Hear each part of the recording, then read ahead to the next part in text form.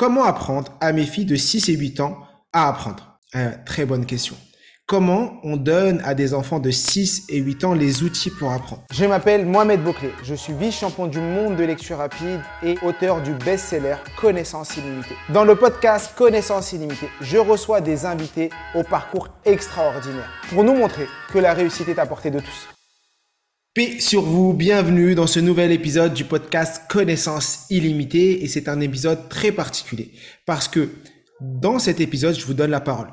Oui, j'ai fait un sondage sur Instagram pour vous laisser la parole et vous avez été des dizaines et des dizaines à me poser des questions et je vais profiter de cet épisode pour y répondre, sans filtre. Et ça, c'est important. Et il faut savoir que cet épisode coïncide avec la sortie de l'Académie Mention Très Bien. Oui, cette année, on va réaccompagner des centaines et même des milliers de personnes, des milliers d'étudiants à cartonner leur année. On a déjà accompagné plus de 1500 personnes sur l'année 2022-2023 et on voulait réitérer ce succès cette année. Et donc l'Académie Mention Très Bien, c'est quoi? Je vous en parlerai un peu après, plus en détail, mais juste pour ceux qui veulent en savoir plus, on vous a mis le lien sous cet épisode. Vous pouvez cliquer dessus, sous la vidéo et sous l'ensemble des épisodes pour aller voir ce que l'Académie Mention Très Bien peut vous apporter et peut apporter à vos enfants. Parce que pendant un an, on accompagne les étudiants, les collégiens, les lycéens, les étudiants à cartonner leur année et surtout à travailler sur ce que l'école nous enseigne pas, comme la gestion du temps, la motivation, la concentration, la mémorisation, la prise de notes, tous les outils, la boîte à outils que l'étudiant a besoin pour cartonner son année et ne plus jamais se sentir nul. Parce que on l'a vu pendant cette année, on a accompagné des milliers de personnes et plein de personnes et plein d'étudiants. Ce qui leur manque, c'est cet aspect confiance, cet aspect concentration. Ils révisent, ils apprennent, mais le jour de l'examen, ils se rappellent de plus rien. Et donc, c'est ce qu'on voulait donner à l'ensemble des étudiants, mais je vous en reparle un peu après. Et aujourd'hui, on va répondre à vos questions. Je vais prendre les questions dans l'ordre, j'en ai reçu des centaines. Et la première question, c'est comment apprendre? C'est Poli qui me pose cette question. Comment apprendre à mes filles de 6 et 8 ans à apprendre? Très bonne question. Comment on donne à des enfants de 6 et 8 ans les outils pour apprendre? Déjà, il faut se dire que dans la vie, de manière générale, on apprend grâce au jeu. C'est le jeu et c'est rendre ludique l'apprentissage qui permet aux enfants de réussir. Jusqu'à 6 ans, l'enfant à l'école fait quasiment que des jeux. Et dans son quotidien, il aime jouer. Et d'un coup, en CP, on commence à lui dire, là, il faut rester assis, plus bouger, être concentré. Moi, de mon côté, je pense que une fois que l'enfant rentre de l'école, il faut continuer à être dans le jeu, dans l'apprentissage ludique. Et plus l'enfant va mettre ça en place, et plus les parents vont mettre ça en place avec leur enfant, plus ils sont sûrs d'avoir des résultats. Et que l'enfant ait 6 ou 8 ans. Bien sûr, donc ça, c'est une première chose. Et ensuite, il y a certaines méthodes, comme les méthodes que j'enseigne souvent sur mes vidéos YouTube ou ailleurs, ou au sein de l'académie, Mention Très Bien, travailler sur l'imagination, l'association, ces choses-là que l'enfant aime faire. Il va avoir l'impression de jouer et il sera en train d'apprendre. Et ça va être super top. La deuxième question que j'ai reçue, c'est c'est Romain qui me pose la question. Comment fais-tu pour quitter un environnement qui t'empêche de développer ton activité business? Effectivement, là c'est plus sur l'aspect entrepreneurial. Certaines personnes ne sont pas dans des environnements où propices au business. Ça veut dire quoi? Peut-être que à la maison, personne n'a un état d'esprit d'entrepreneur. Ce qui fait que quand on veut entreprendre, on dit non mais vas-y, n'y va pas, tu vas pas y arriver, et on nous donne des croyances limitantes, que ce soit à la maison ou notre entourage. Moi, ce que je conseille, c'est effectivement notre entourage, il est là. Il y a des gens avec qui on peut couper les ponts, comme certains amis. Ok, mais notre famille, on va pas couper les ponts avec nos parents, avec nos frères et sœurs, parce que eux, ils sont pas un état d'esprit entrepreneur.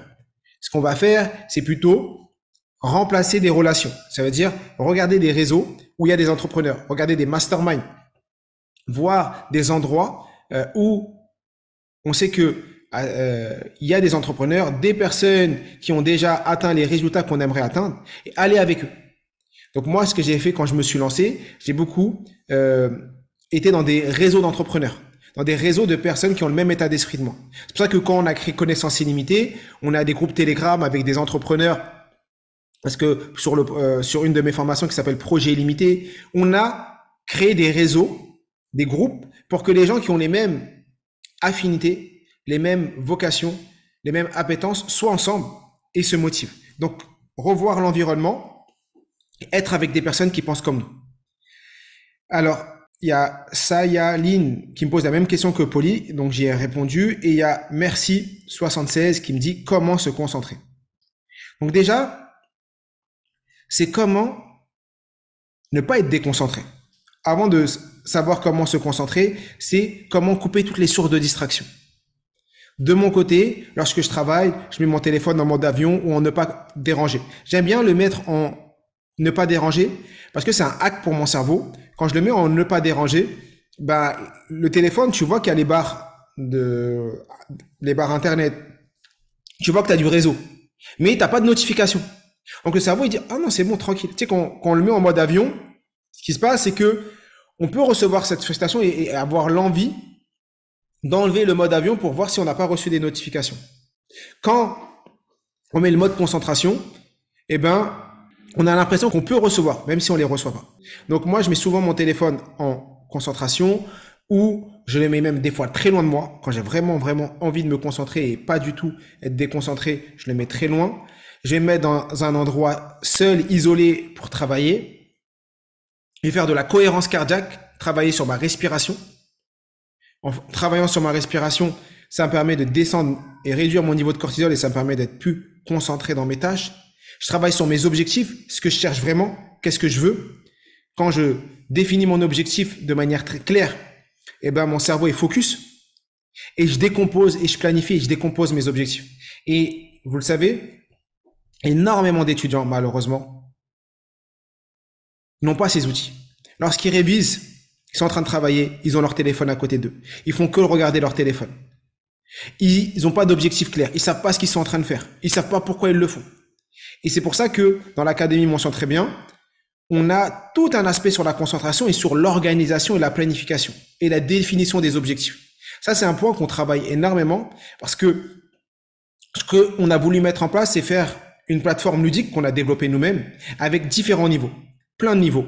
Et l'enfant doit valider un niveau pour passer au niveau d'après et doit valider des acquis pour passer au niveau encore d'après. Et on a mis en place le contenu en fonction de l'évolution de l'étudiant. Et c'est ce qui a permis à Myriam de passer d'une étudiante qui ne voulait plus aller à l'école à une étudiante qui adore les cours. C'est ce qui a permis à Sacha de passer de 9 à 16 de moyenne. C'est ce qui a permis à Lynn de cartonner ses études alors qu'elle avait plein d'activités en parallèle. Et c'est ça l'objectif, et c'est pour ça qu'on a créé l'Académie Mention Très Bien. Juste pour info, on a ouvert pendant quelques jours, parce que c'est la rentrée, du 4 septembre pendant une dizaine de jours. Donc si vous écoutez l'épisode pendant cette période-là, profitez-en, et en plus il y en a un cadeau parce que le premier mois est complètement offert. Comment motiver mon ado à apprendre? La question de la motivation, c'est aussi la question de l'exemplarité. Ça veut dire quoi?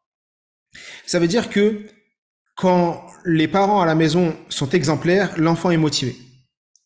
C'est-à-dire que si l'enfant voit ses parents lire, il va avoir envie de lire. S'il voit ses parents dans l'action, il va avoir envie de faire comme lui. Souvent, c'est la même chose. Et ça commence très tôt. Maintenant, pour un ado, ce qu'on va faire, c'est lui donner les outils pour faciliter les tâches, lui faire comprendre que si il a les bons outils, ce sera beaucoup plus facile pour lui de réussir. S'il a les bons outils, il réussira plus facilement à avoir des bonnes notes. Et tous les ados, personne n'a envie d'avoir une mauvaise note. Personne n'a envie d'avoir une mauvaise note. Et ça, c'est lui montrer le bénéfice, qu'est-ce que ça va lui apporter. Mais non pas être dans la réprimandation, non pas être en train de dire non mais tu vas être nul, tu vas finir éboueur, ou même si j'ai rien contre ce métier, ou tu vas faire ci. Souvent on est là en train de dire oui non mais si tu continues comme ça, tu finiras en dénigrant certains postes. C'est pas le but. C'est lui montrer ce que ça va lui apporter et lui donner aussi, lui dire si tu fais ça, voilà ce que tu vas avoir, la récompense. Et un des points aussi qu'on peut mettre en place, c'est fêter les succès. Fêter les succès, c'est super important. Une autre question, c'est Moura qui me pose cette question. Une méthode sans faire pousser l'enfant pour travailler les devoirs tout seul. Alors, la question, c'est l'autonomie. Tout dépend de l'âge. Tout dépend de l'âge. Parce que un enfant de 6, 7, 8, 9 ans, il a besoin que les parents soient derrière. Même s'il va les faire tout seul, il a besoin du cadre. C'est pas comme un ado. À 6, 7 ans, il faut être avec l'enfant pour faire les devoirs. Après, l'enfant, il a un cadre. Il faut qu'il soit... On va définir un lieu. Et on va définir aussi une routine. La routine est très importante. Il faut que dès que l'enfant rentre de l'école, il ait un moment de pause. De pas commencer direct par ça parce que il a déjà passé sa journée à l'école, à travailler, il a besoin d'un petit moment de pause. Ensuite, une fois qu'il a eu son petit moment de pause, bien sûr, c'est pas un moment d'écran. Un moment de pause, c'est pas forcément un moment d'écran. Et ensuite, une fois qu'il a eu ce moment de pause, lui définir un lieu bien défini, son bureau, une table, un endroit correspond à ce moment de travail et lui demander d'y aller et travailler par phase de Pomodoro. Donc, pour un enfant, c'est pas des sessions de 25 minutes, mais c'est des sessions de 15 minutes.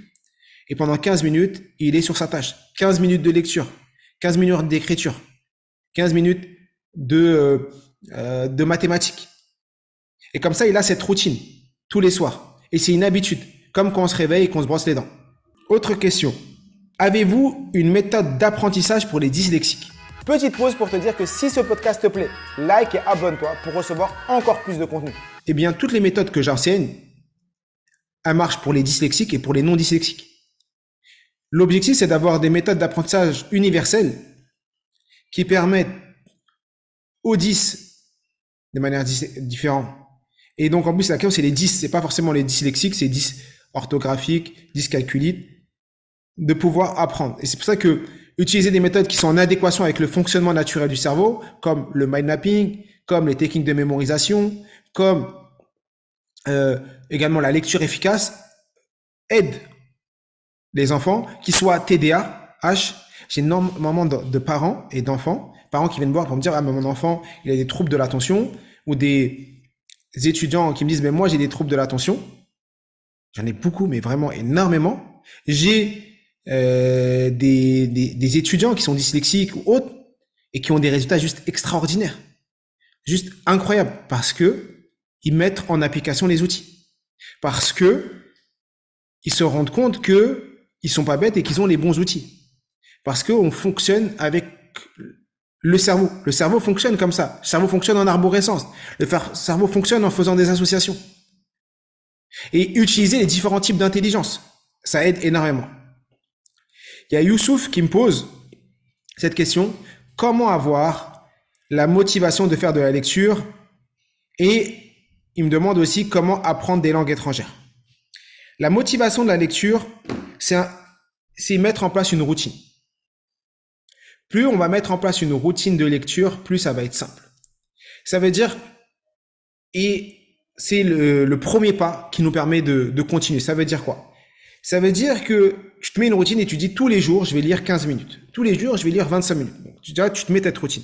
C'est pas juste dire tous les jours, c'est mettre un moment défini. Dire à 14h, à 15h, à 16h. Vraiment définir un moment dans ta journée qui est un rendez-vous entre toi et ton moment de lecture. Donc, une fois que tu as défini ce moment dans ton agenda, tu vas avoir des moments de flemme. Ah, la flemme d'y aller.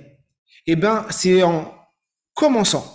C'est la première minute, c'est l'appétit vient en mangeant. C'est exactement ça avec la lecture. Tu vas lire 2-3 minutes et là, tu vas dire, oh, c'est trop cool et tu vas continuer à lire. Et c'est le fait de commencer la lecture qui va te permettre de rentrer dans la dynamique. Encore hier, j'ai une personne qui m'écrit et qui me dit, avant, je lisais 1 livre par mois. Là, je suis passé à 5 livres et je me suis donné comme objectif en mois de septembre d'en lire 7. Elle est passée de 1 à 5 et maintenant à 7. Et c'est ça, c'est parce que elle a mis en place cette routine de lecture qui fait progresser les personnes. Donc, mettre en place cette routine, c'est important. Commencer à lire sur des sujets qui nous plaisent. Et non pas commencer sur des sujets très complexes. Et ça aussi, ça marche avec les ados. Si vous avez des ados, allez à la bibliothèque avec eux et dites-leur de choisir un sujet qui leur plaît, un sujet qu'ils aiment. Vous verrez, ils seront plus enclins à lire le livre que si on prend un sujet complexe. Avoir des moments de lecture en famille. Dire voilà, tous les soirs, de 17 à 18, c'est lecture famille. Tout le monde prend un livre et lit. On est obligé de lire. Et si t'as pas envie de lire, tu lis une BD, un manga, tu lis quelque chose. Bien sûr, pas sur son téléphone. Et pour l'apprentissage des langues, un des éléments importants, et là je le mets dans mention très bien pour les étudiants, on a des capsules sur l'apprentissage des langues. Eh bien, l'objectif, c'est la pratique, mais la pratique délibérée. Plus on va pratiquer, plus on est sûr d'avoir des résultats. La pratique est super importante. Plus vous allez être en pratique délibérée, plus votre cerveau va apprendre. Et non pas vous concentrer sur la grammaire au début, mais même si tu parles comme un bébé qui mélange, et vous savez quand un bébé parle, c'est tout mignon, et bien se dire, moi je suis un bébé. Oui, j'ai 25 ans, oui, j'ai 30 ans, mais je suis un bébé. Je suis un bébé qui apprend. Et pendant 1 an, 2 ans, je vais faire des fautes. Je vais mettre le sujet au mauvais endroit. Mais c'est pas un problème. Je suis en train d'apprendre et en train de progresser. Il y a quelqu'un qui me pose cette question. Comment gérer son projet à côté des études? Eh bien, ça, c'est une question d'organisation. Si tu es étudiant et que tu as des projets en parallèle, je sais pas, entrepreneurial ou autre, c'est vraiment une question de planification. Plus tu vas avoir une planification précise, plus tu vas avoir une planification bien organisée, plus tu as de chances de pouvoir faire plusieurs choses. Parce qu'on a tous 24 heures. Et la gestion du temps est trop importante. Trop d'étudiants n'arrivent pas à gérer leur temps. On leur a jamais appris.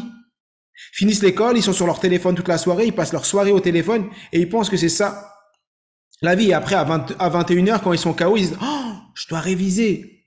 C'est trop tard, il est 21h, t'es fatigué. Et là, tu procrastines, tu repousses. Parce que tu dis que plus tard, ce sera plus facile.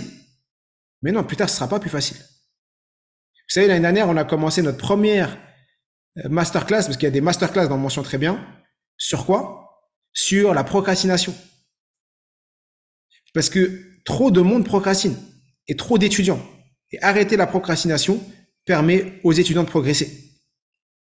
Il y a l'AMSAM qui me dit comment donner à un élève au collège le goût de l'effort. Ça, c'est une question assez particulière parce qu'on dit le goût de l'effort. Ça veut dire quoi le goût de l'effort? Parce que si l'enfant réussit à faire les choses bien et vite sans faire d'effort, pourquoi il va se forcer? Mais le goût de l'effort peut passer par le goût de l'effort à l'école, mais également dans le sport. On peut lui donner le goût de l'effort via le sport. Le sport ou les activités collectives. C'est très bien. Une personne qui est très intelligente, un enfant qui est très intelligent, qui a des bonnes notes et qui a tout rapidement sans faire d'effort, eh ben, il faut aller le challenger, lui faire du sport où vous savez que ça va pas être facile pour lui. Ou des sports collectifs, où il va devoir être en équipe. Tout ça va le challenger et va lui donner le goût de l'effort. Lui faire des activités, lui faire peut-être de l'associatif. Même quand tu es au collège, tu peux faire de l'associatif.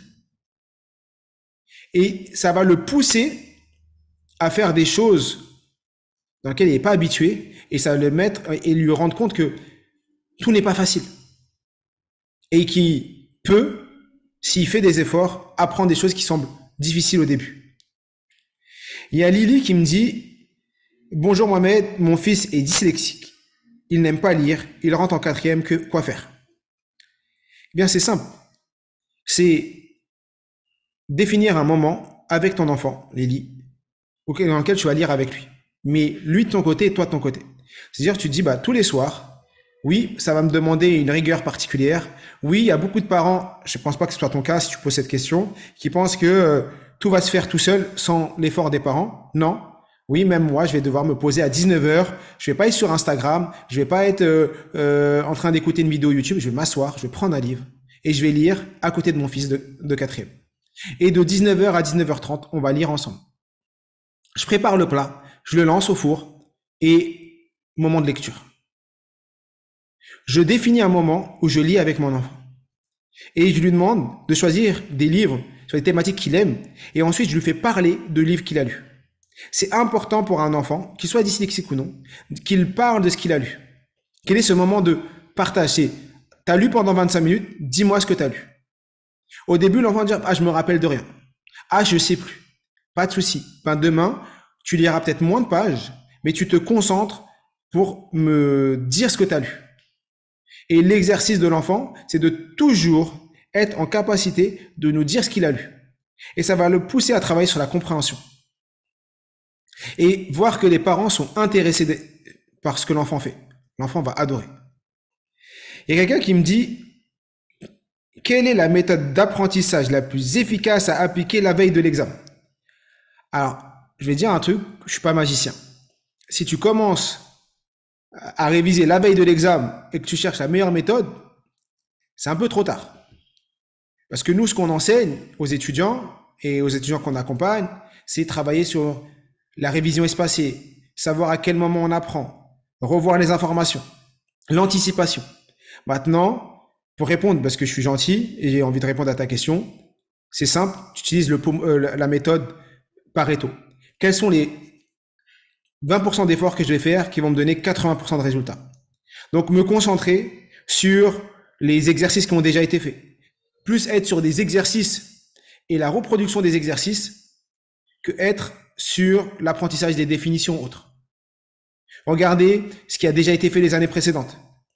Et regardez les exercices qui reviennent régulièrement pour reproduire les mêmes exercices. Je vois qu'il y a plein de personnes qui me demandent comment motiver les enfants à lire. Je vois que c'est vraiment la lecture. J'ai reçu des dizaines et des dizaines de questions et cette question revient plein de fois. Très bonne question. Il y a quelqu'un, c'est Fanny, qui me pose cette question. Elle me dit, mon enfant a des difficultés, mais ne veut pas entendre parler de tes méthodes. Que faire? Ça veut dire quoi? C'est-à-dire que l'enfant, en vrai, ce qui se passe, c'est que, et on arrivera à la fin de l'épisode, l'enfant, les parents, je veux dire, ont vu la méthode, savent que la méthode peut aider leur enfant, mais ils disent, mais moi, mon enfant, il va pas vouloir. Ou là, dans le cas, réellement, l'enfant n'a pas envie. Là, c'est une question de montrer et se dire, bah, c'est un moment de complicité entre les parents et l'enfant.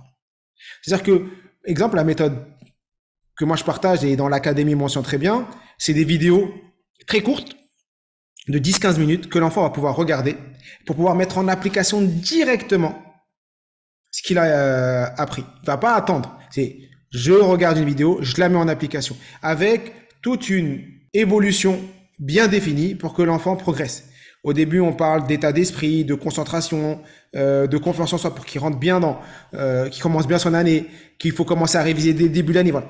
On met tout en place pour que l'enfant rentre dans un bon rythme dès le début de l'année.